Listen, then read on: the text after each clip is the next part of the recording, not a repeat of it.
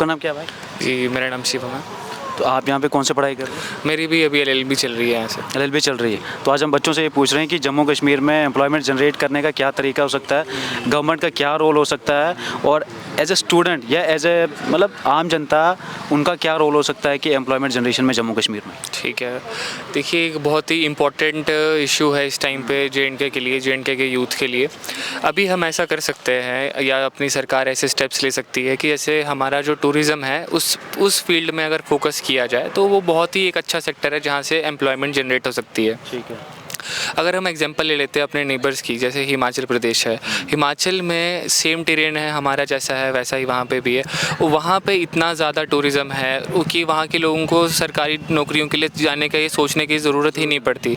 तो क्योंकि वो लोग अपना ही इतना पैसा कमा लेते हैं, सारा टूरिज़्म से ही पैसा कमा लेते हैं। तो सेम पोटेंशियल जेएंडके के पास भी, इवन कि उनसे बेटर पोटेंशियल है, यहाँ पे उसको यूटिलाइज़ किया जा सकता है और उस तरीके से यहाँ पे काफ़ी ज़्यादा डेवलपमेंट हो सकती है, टूरिज़्म सेक्टर इंक्रीज़ हो सकता है। तो ऑटोमेटिकली जो लोग हैं, अनएम्प्लॉयमेंट है वो कम हो जाएगी।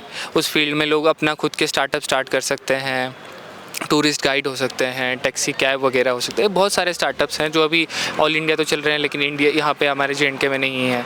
तो वो बहुत सारी चीज़ें हैं जिन पे ऐसा काम कर सकती है सरकार, सब्सिडी दे सकती है, जिसकी मदद से जो अब यहाँ का यूथ है वो उस तरफ अपना माइंड डाइवर्ट करे, उस तरफ अपनी एनर्जी चैनलाइज करे।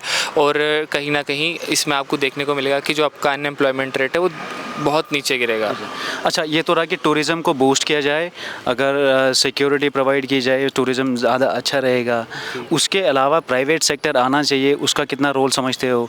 और दूसरा ये कि यहाँ के यूथ को एनकरेज करना कि वो बिज़नेस की तरफ जाए, अपना कोई काम खोले, उस पर सरकार का क्या रोल हो सकता है? बिल्कुल, जो सबसे पहले तो मैं बात करूं अगर कि प्राइवेट सेक्टर यहाँ आने की कितनी ज़रूरत है, तो हर जगह जहाँ पर भी प्राइवेट सेक्टर है वो स्टेट फ्लरिश कर रही है, इकोनॉमिकली भी और अपने हर तरीके से फ्लरिश कर रही है। तो सेम टू सेम चीज़ यहाँ पे भी अभी 370 की वजह से यहाँ पे कोई कंपनी आ नहीं पाती थी, जिसकी वजह से आपने देखा कि यहाँ पे कहीं ना कहीं थोड़ा डेवलपमेंट उतना नहीं हो पाया, पिछड़ा रह गया टेक्नोलॉजी सेक्टर में, बाकी सेक्टर्स में।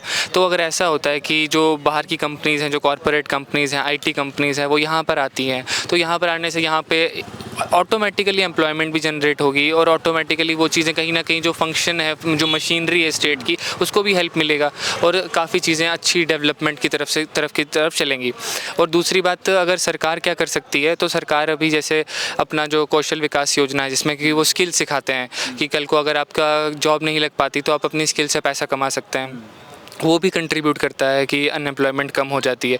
और उसके अलावा लोन प्रोवाइड करती है government on less interest rates और सब्सिडीज़ भी प्रोवाइड कर रही है। तो अगर ये सारी की सारी स्कीम्स अगर यूथ तक पहुँचे कि हाँ वो ये सब चीज़ें अवेल कर सकता है, इजीली अवेल कर सकता है, और उसको जैसे अभी सेमिनार्स वगैरह अरेंज किया जाए जहाँ पे उनको बताया जा सके कि ये आइडियाज़ हैं, आप अपने आपके एरिया में जैसे एग्रीकल्चर की ही फील्ड में है, क्योंकि मान लीजिए कहीं पे कोई बादाम की खेती होती है, कहीं पे केसर, अभी लेवेंडर भी चल रहा है, तो इस तरीके की चीज़ें अगर उनको बताई जाएँ तो काफ़ी पोटेंशियल है जेएंडके के युवा में, बहुत ही एनर्जी है।